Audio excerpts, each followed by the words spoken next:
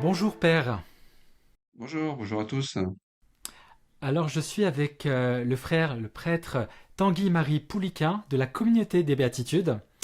Et aujourd'hui, on va s'entretenir à propos d'un livre qu'il a récemment écrit et qui est vraiment de circonstance pour ce carême.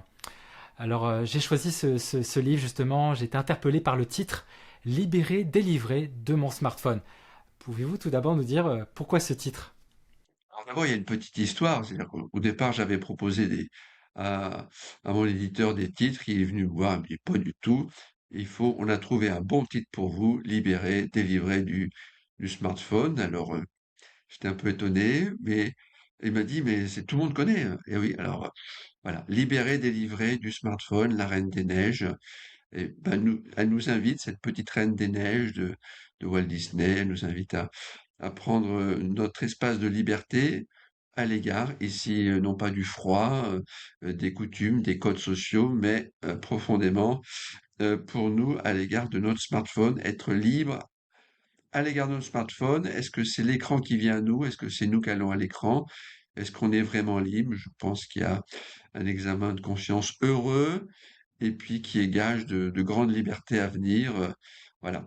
Est-ce que c'est la technique qui nous mène ou est-ce que c'est nous qui la menons? C'est l'enjeu de cet ouvrage et comment reprendre en 10 jours le contrôle de son smartphone pour être libéré, délivré de son smartphone.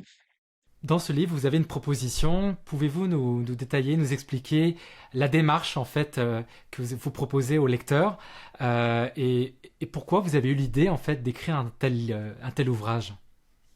Alors, la motivation de fond de cet ouvrage, je pense que tout le monde peut la comprendre de lui-même. Nous sommes dans ce qu'on appelle un paradigme technocratique, un nouvel équilibre culturel mondial, globalisé, centré sur la technique, avec un business derrière puissant et même des conséquences géopolitiques très, très importantes. Ce livre, c'est un peu la porte d'entrée de ce paradigme. Comment éviter d'être dépendant de son smartphone? En France, les gens passent 3 heures et demie sur un smartphone, ils passent 9 heures sur un écran, ils cliquent 256 fois le smartphone par jour, une fois toutes les 6 minutes. Aux États-Unis, c'est toutes les 4 minutes, en Chine, toutes les 4 minutes. Donc, nous sommes comme dans un filet technicien, et ce filet technicien, ben, comme un filet de pêche, on a une sensation de légèreté, on est porté par le filet, on a plein de petits poissons les uns à côté des autres, on ne se sent pas seul, et puis à la fin, ben, on finit dans les cales du chalutier, manger. Le smartphone a mangé notre attention, il a mangé notre concentration, et les annonceurs nous ont passé des publicités ciblées, et on est dispersé et on perd cette intériorité. Donc, être libéré, c'est retrouver cette intériorité. Alors, l'ouvrage parcourt 10 étapes qui vont de la prise de conscience à l'élargissement du sens de notre vie, à la réappropriation de notre liberté, à la détermination de vouloir aller de l'avant, doucement, mais de manière déterminée, de se réapproprier nos valeurs non négociables que personne ne peut acheter, même de bonnes émissions. Sous-entendu, est-ce que je vérifie tous les contenus que je vois? Est-ce que je vois ce que je veux voir? Ou bien est-ce que je cadre une dérive et je dérive avec le cadre? Donc l'ouvrage part d'abord d'une évaluation personnelle, combien de temps je passe, est-ce que je suis finalement dépendant, addict de mon smartphone, ou bien est-ce que je suis libre? Bah, la majorité des gens sont dépendants sans le savoir. Voilà. Donc la bonne nouvelle, c'est à travers cet ouvrage, c'est de prendre conscience de là où on part, hein, comme dit saint François de Sales, si tu sais pas d'où tu pars, tu n'iras nulle part. Donc si on veut aller quelque part, il nous faut tout d'abord adhérer à la réalité. J'en suis là, je n'en suis que là, et savoir où on veut aller. Voilà. Et, euh, et d'étape en étape, alors on croise méditation, petits conseils psychologiques, formation, prise de conscience, état des lieux à chaque étape, et puis on avance. Et à la fin, c'est nous qui décidons si on avance. Donc c'est toute une invitation finale à chacun à construire sa petite charte personnelle, hein. Moi, je vais dans les écoles aussi, où j'ai des fournées de 100, 150, 200 étudiants, et à la fin, sur un format de 2 heures, eh ben, je les emmène à faire une auto-évaluation et à prendre des petites décisions. Les jeunes sont très conscients de leur dépendance et sont conscients aussi des avantages. Je pense que pour les adultes, aussi, tout le monde est un petit peu dans la nasse. Voilà. Alors, on est content de proposer ça et c'est très, très concret et à la fin, il y a des annexes pour mettre en perspective, pas pour se rassurer, mais pour prendre conscience qu'on est vraiment, tous dans le filet, tous, canadiens ou français ou américains ou chinois. Moi, j'ai fait 10 ans de mission en Chine, donc je connais bien le monde numérique en Chine, je connais bien la culture chinoise, et donc je vois que les Chinois, ils ont complètement la tête sous l'eau, et que derrière cette question géopolitique, il y a un match en États-Unis, Chine, qui mène la technologie, et derrière, il y a chacun d'entre nous. Donc, il nous faut alimenter des puissances technologiques en leur donnant leurs données, et ça commence par le smartphone. Donc, il faut choisir un petit peu à qui on donne ces données. Est-ce qu'on veut les donner? Est-ce qu'on veut garder sa vie, sa vie privée? Voilà, sa vie privée.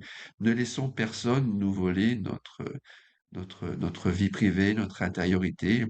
Et l'antidote à cette dépendance au smartphone, c'est l'intériorité, la méditation, retrouver le cœur de son désir, ce que l'on veut vraiment, ses valeurs, goûter à la présence, euh, goûter à la présence de Dieu, voilà, pour éviter d'être, comme le dit Jacques Ellul, dans le filet, un filet technicien, ou Romano Guardini, repris par le pape François, qui dit on n'a pas reçu l'éducation nécessaire à un positionnement libre à l'égard de la technique et de manière très prochaine de notre smartphone.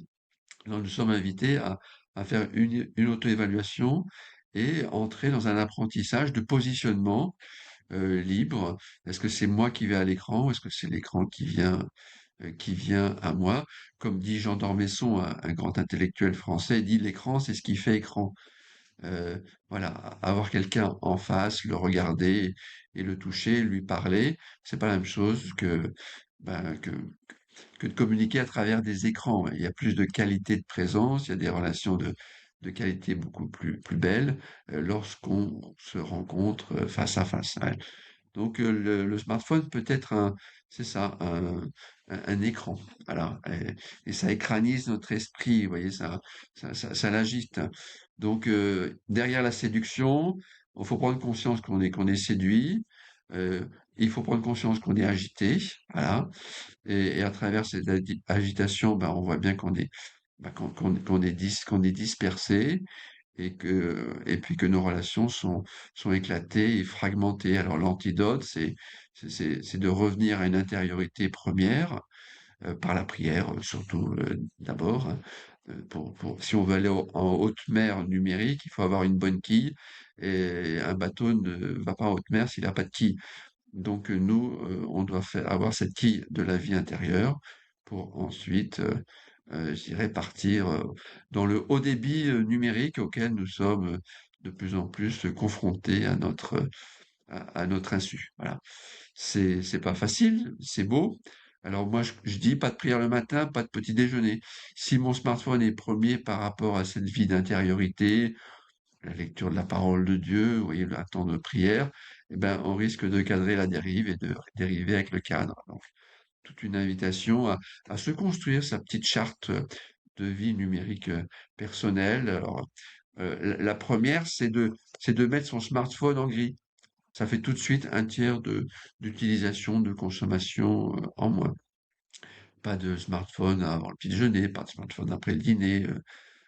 Voilà, dans la culture familiale, ben, on se met d'accord avec parents-enfants pour se dire ben, quelles vont être les lignes rouges. Et puis à l'entrée de la maison, on a des petites chaussettes vides dans lesquelles on met les smartphones et on les suspend. Et le soir, les enfants, tout le monde joue à vérifier que tout le monde a bien mis son smartphone, parents compris.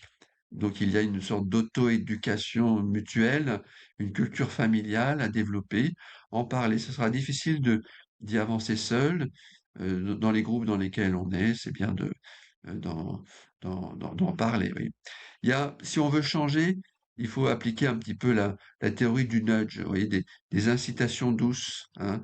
Et il faut y aller en douceur. On avance qu'en marchant et on ne fait qu'un pas pour aller de l'avant. Donc le nudge, c'est une incitation douce, mais ferme. Et savoir où on veut aller. Si on ne sait pas où on veut aller, ben, ça sera les faiseurs d'opinion qui nous diront où on veut aller. Ils nous feront acheter des choses en nous isolant qu'on n'a pas besoin. Et puis c'est dommage, c'est dommage. Alors nous sommes comme invités à reprendre en face de nos smartphones notre liberté, libérée, délivrée, en restimulant notre présence à nous-mêmes, à Dieu et aux autres, en privilégiant la relation face à face et en utilisant notre smartphone simplement comme un bon moyen, oui, un bon moyen pour organiser des choses, mais en privilégiant les rencontres face à face. C'est possible de changer, à nous d'être déterminés, demandons conseil aux autres, aux proches, et puis faisons-nous confiance et allons de l'avant avec confiance. Vous savez, c'est la petite phrase du pape François, la vie nous apprend que tout problème a sa solution.